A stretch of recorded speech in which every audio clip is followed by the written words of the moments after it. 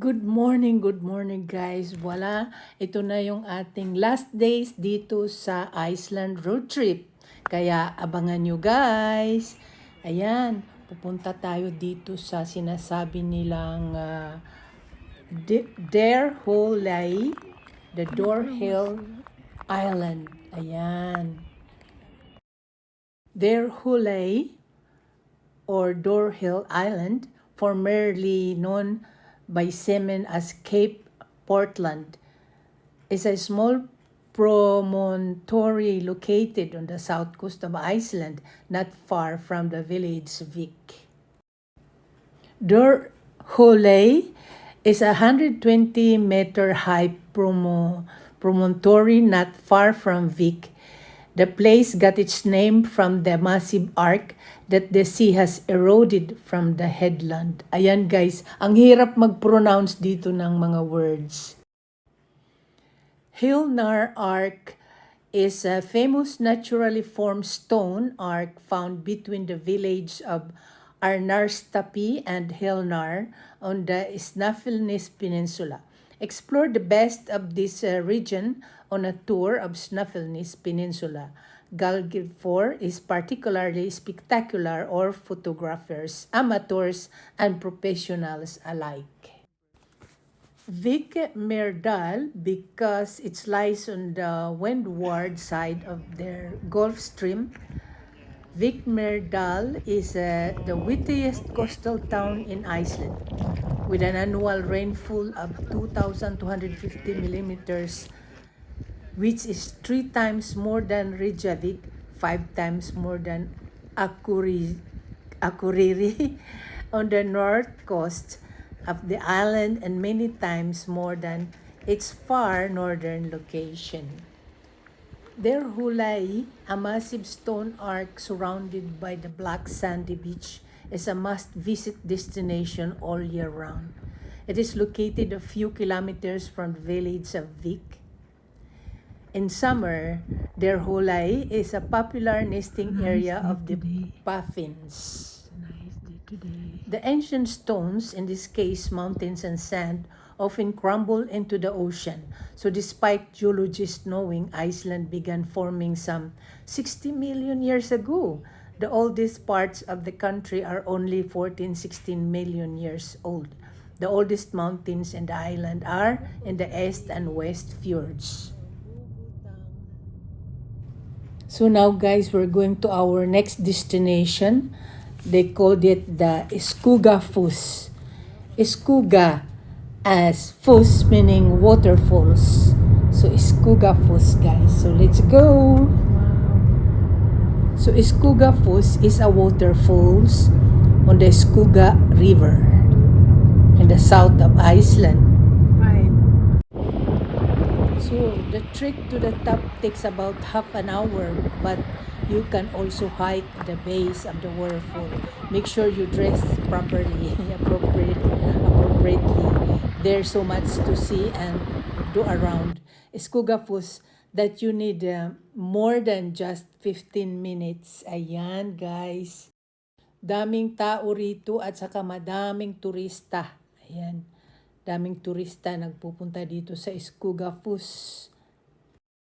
At the end of the Skoga River, near Iceland's southern coast, is Skogafoss, one of the country's most famous waterfalls, cascading 200 feet, 60 meters over dramatic black rock cliffs and contrasting spectacular against the emerald green landscape surrounding it. It's considered to be the perfect waterfalls. While you can't walk behind Skogafoss, you can climb the staircase to the top of stunning views over Iceland's south coast.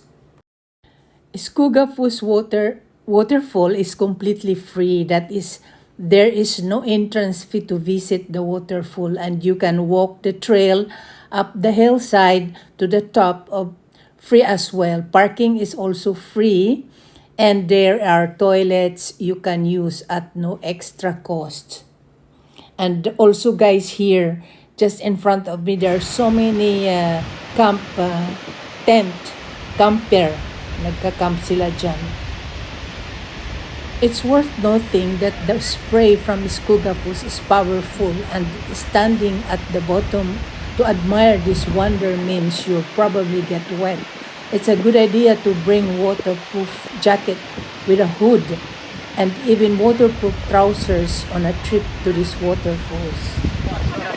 Most of the filming locations are easily accessible for visitors of Iceland, including the famous Skogafoss waterfalls in South Iceland, where the famous TV shows Vikings and the Marvel movie Thor was filmed here.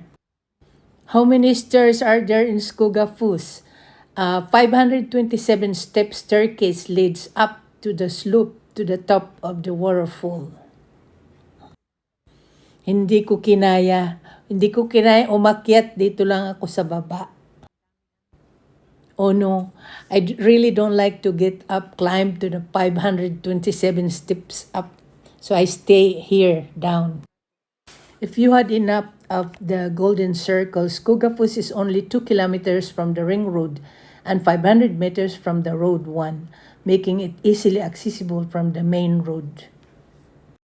Over here in our road trip in Iceland, guys, we had roads that we pass by, rocky roads, we have muddy road, we have mountains, and we have also rains and fogs. So that is our experience here in Iceland. Our Skogafoss are Siljalandsfoss. Oh my God, part of the Golden Circle. These waterfalls are not part of the Golden Circle, although many tour packages include them since they are not that far away from the Golden Circle. We're doing Golden Circle also. You'll be happy to know that the attractions along the Golden Circle are free to visit, so you will not need to account for entry fee costs. At Tingvellir National Park, you'll have to pay a small fee for the parking, but there is no parking cost at the geyser, geothermal area, or Golfoss waterfalls. Thus, Skogafoss phrases the flow of water is very impressive. Skogafoss has such a high volume that it does not freeze in winter, one of the top winter attraction in Iceland. So guys, if you are going to visit Skogafoss, wear waterproof clothes as this spray will drench you. It is quite chilly. Also always follow the marked path with hiking on the right side. If you are visiting Skogafoss in winter, make sure to wear proper clothes and shoes with ice spikes. There are different falls at Ridge Jadalor with different temperatures. For example, there are an artificially heated hot tub that in the countryside, the water in the stream and rivers comes straight from the ground and is pure and usually drinkable.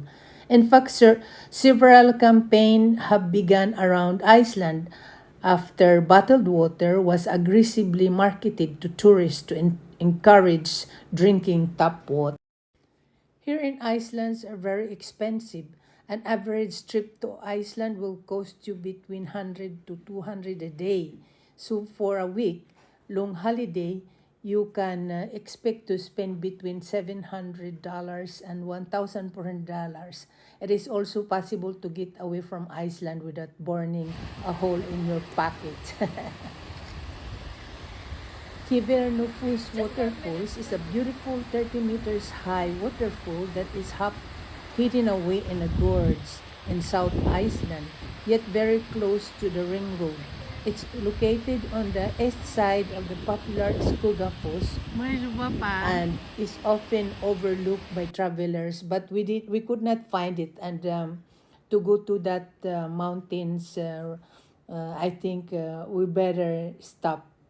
Skogafoss is the famous Game of Thrones waterfall in Iceland, where Jon Snow and Daenerys Targaryen rode dragon and landed near the stunning cascade. Skogafoss is located on the south coast and appeared in the first episode of season 8 of Game of Thrones. And guys, dito nag-film sila ng film ng Game of Thrones. Skogafoss waterfalls below the Eyjafjallajökull mountains on west of Skogafoss glacier. Oh my God, I could not pronounce. How long is enough time in Iceland? It's about 8 to 12 days is an ideal amount of time to spend in Iceland. And it means you can explore different regions. You could drive around the ring road in a full circle to reach the diverse corners of Iceland, from the south coast to eastern fjords around North Island and over the Staffelnis Peninsula. So what is the tallest waterfall in Iceland?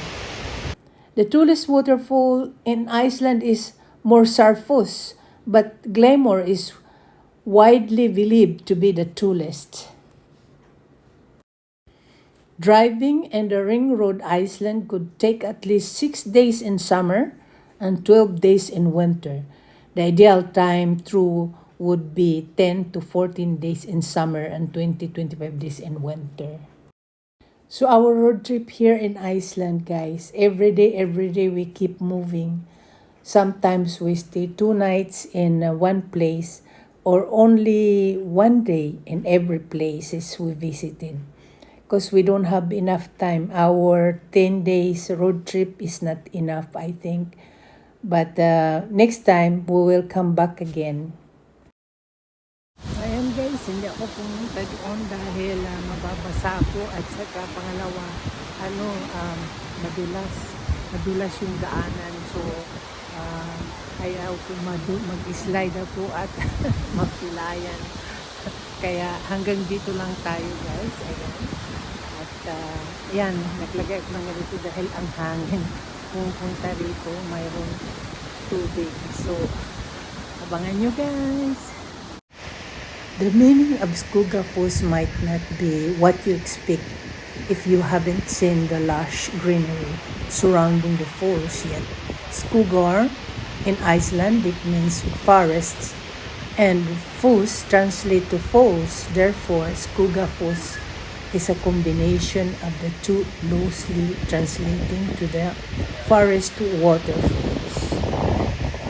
Where is the coldest place in Iceland? The highlands are the coldest part of the country. The low inland areas in the north are the driest winters. Snowfall is more common in the north than in the south. The highest recorded air temperature was 30.5 degrees. December is one of the coldest months in Iceland. The average temperature varies from 28 degrees Fahrenheit to 49 degrees Fahrenheit. So here in Iceland, we use the currency of euro. The currency in Iceland is the Icelandic krona. Many places, restaurant, bar, stores, attraction will take US dollars, Canadian dollars, euros, Norwegian, Swedish, and Danish currencies. Payment Icelanders usually pay for everything by credit or debit card. Did you know guys that there is another film here, the Interstellar is another film which was partially shot at the Eyjafjallajökull glacier. The other filming location in Iceland was Mafabut, a lowland area situated between the open sea and a river on the south coast. The two locations represented a different planet. Also, Iceland acted as a backdrop for multiple Star Wars films, and Rogue One produced in 2016. Iceland black sand beaches of Maidalssandur act as the black sand beaches that appear throughout the movie. And episode 7, The Force Awakens, Iceland Krafla volcano acted as the Starkiller base ice planet. So until then guys, Until then, this is our last trip. We're going to Reykjavik and fly back to Paris. So thank you for watching, guys, and hope you enjoy my travel blog, and hope to see you again on my next video. Ciao, ciao!